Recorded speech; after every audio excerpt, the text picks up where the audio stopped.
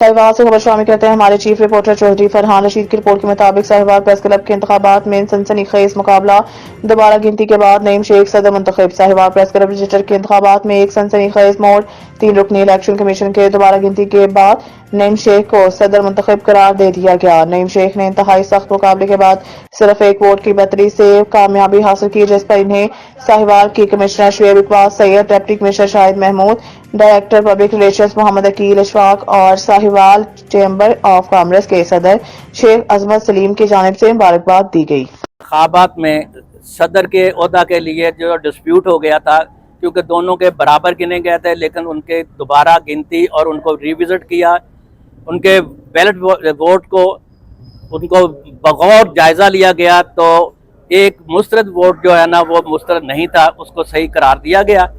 और इस तरह जो है मोहम्मद नईम शेख 51 वोट का सदर के ओहदा पर मुंतखब हो गए हैं और हाफिज वहीद अहमद साहब के 50 वोट हैं। उन्होंने फराख दिली का मुजाहरा करते हुए उसको तस्लीम किया है। मैं दोनों उम्मीदवारों को, एक 50 और 51 वोट हैं, दोनों को मुबारकबाद पेश करता हूँ कि प्रेस क्लब के वसी तर मुफाद के लिए उन्होंने ये कदम उठाया है। बहुत मेहरबानी।